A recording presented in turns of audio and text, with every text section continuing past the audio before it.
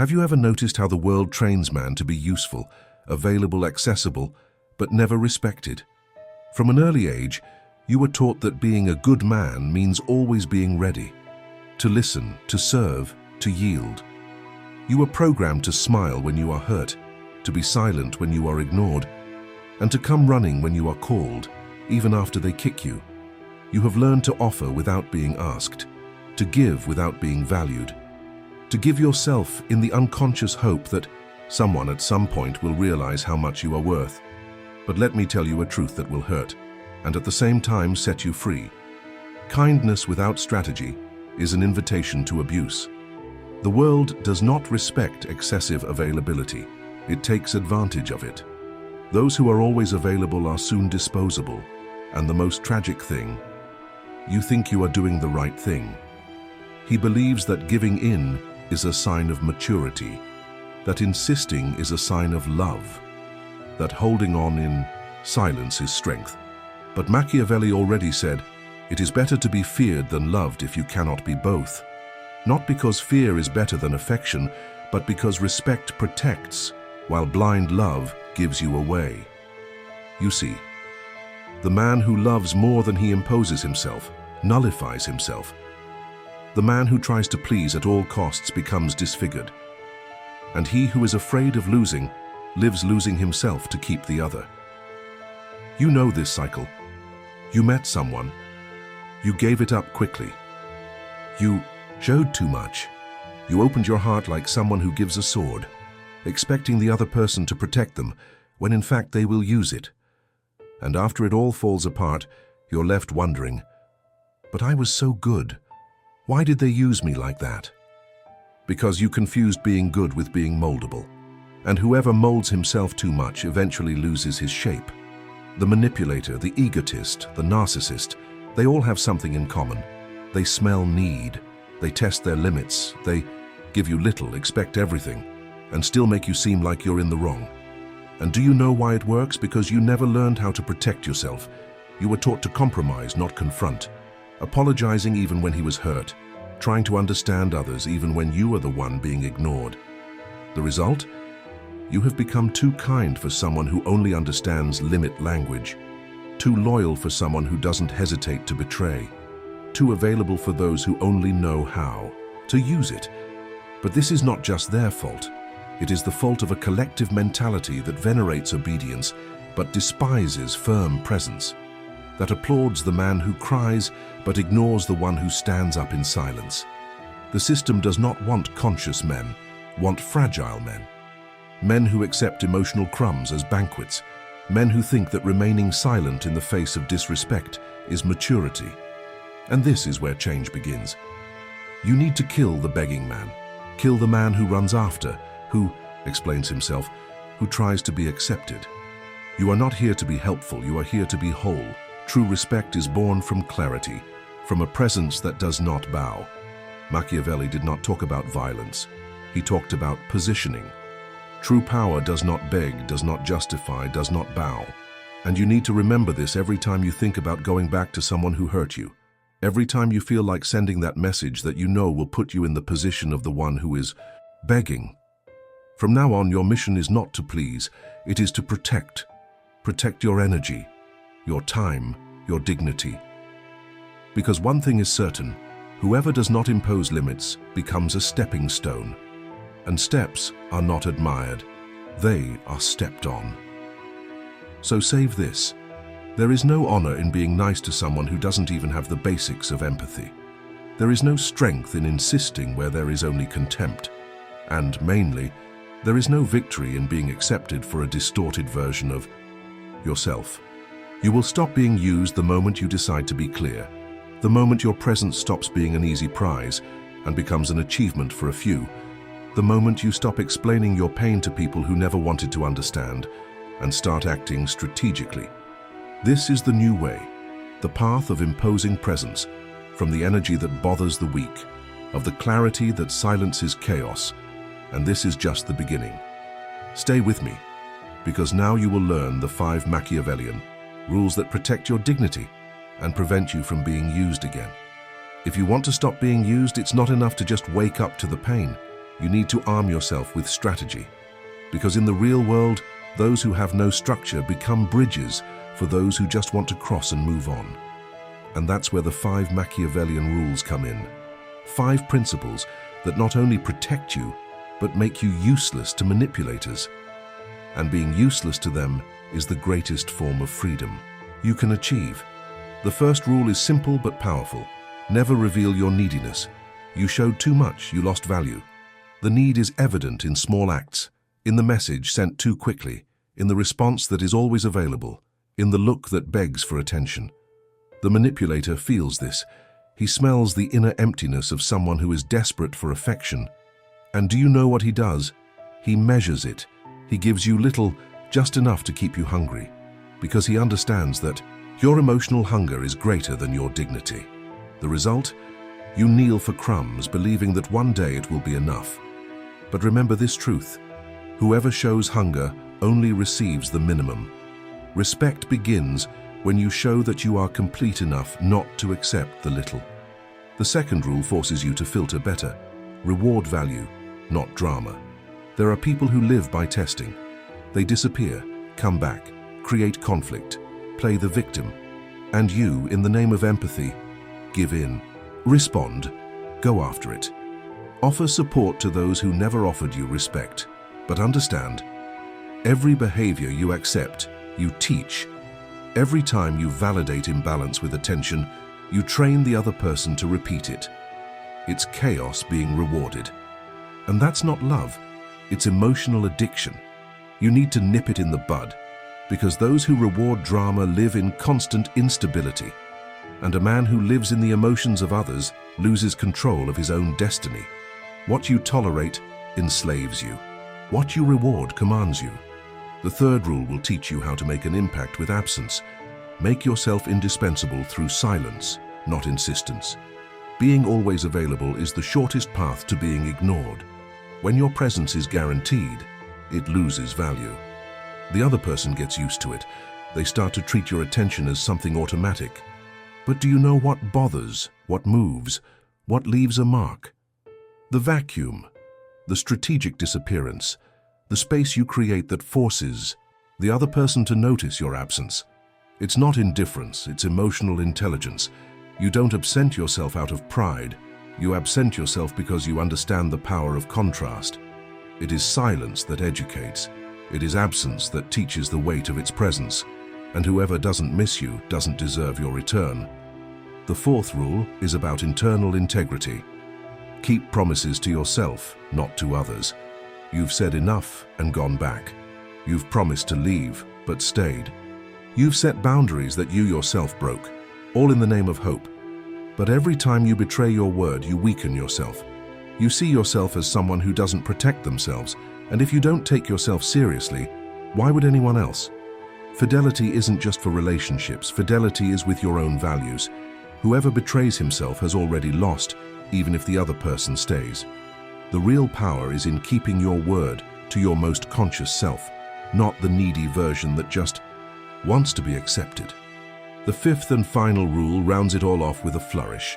Never be more dedicated to another than to your own mission. You lose yourself when you put someone else at the center of what should be your purpose. You give up on plans, friendships, opportunities, all for a relationship that distracts you more than it strengthens you. And the most tragic thing?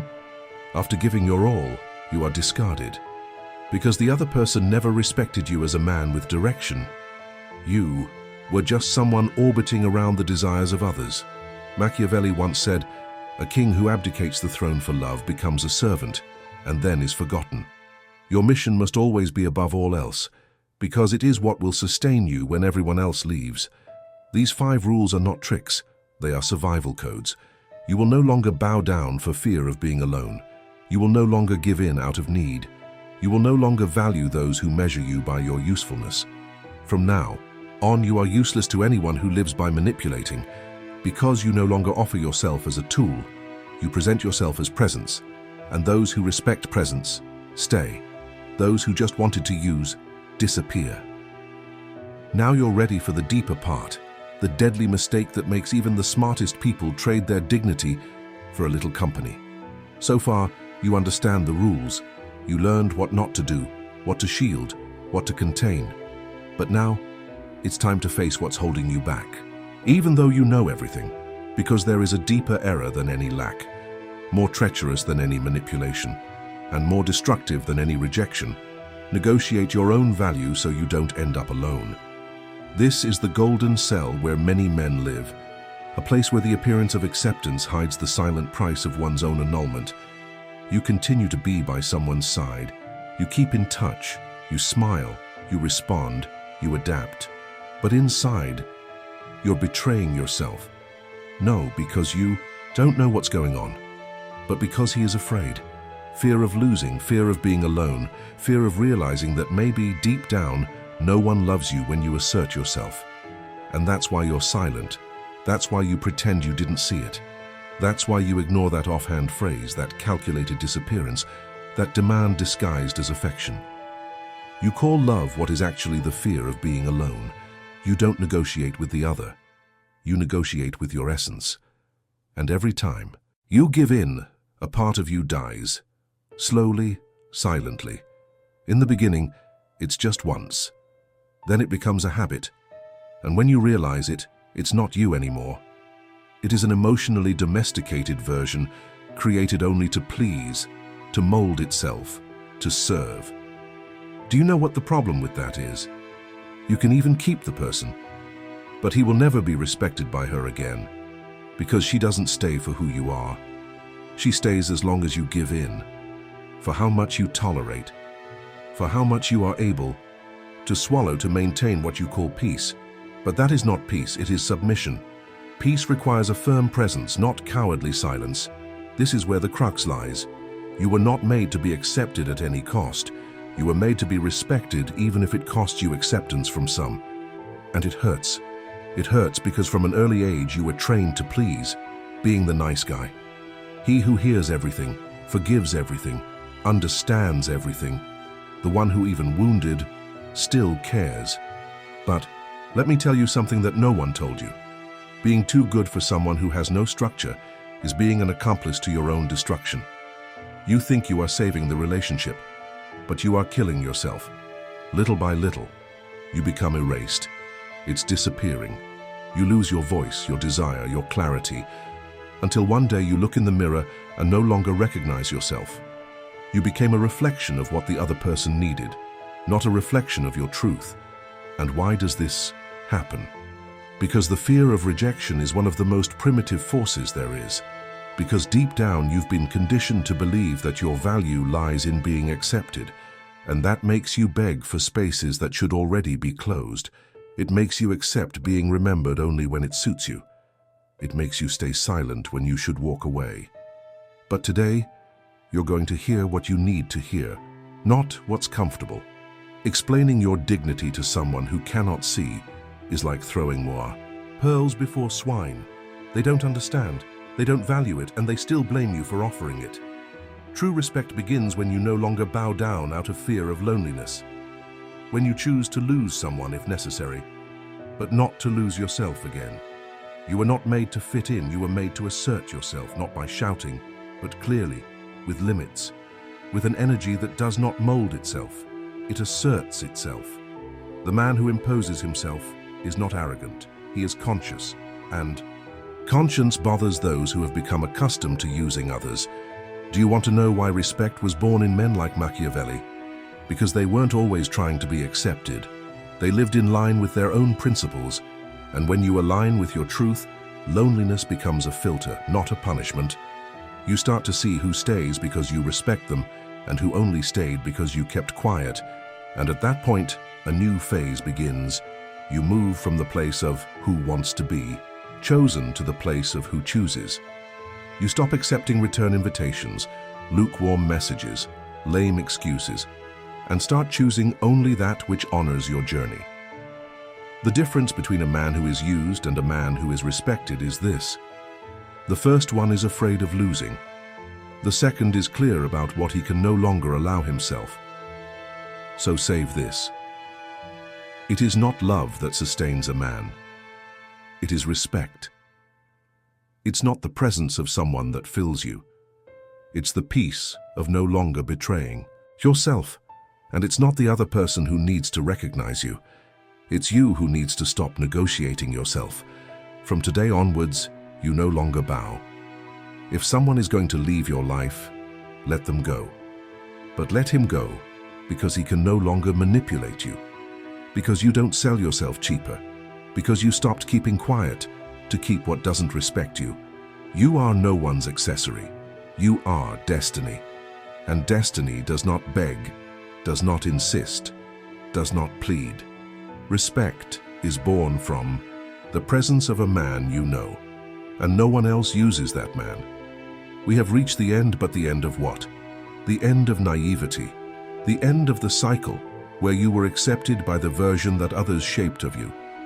The end of a script where your only mission was to please, even if it cost you your truth. Because from now on, another story begins. The story of a man who understood that value cannot be asked for. Value is imposed with presence. Of a man who stopped justifying himself, explaining himself, trying to be understood by those who never had any interest in seeing.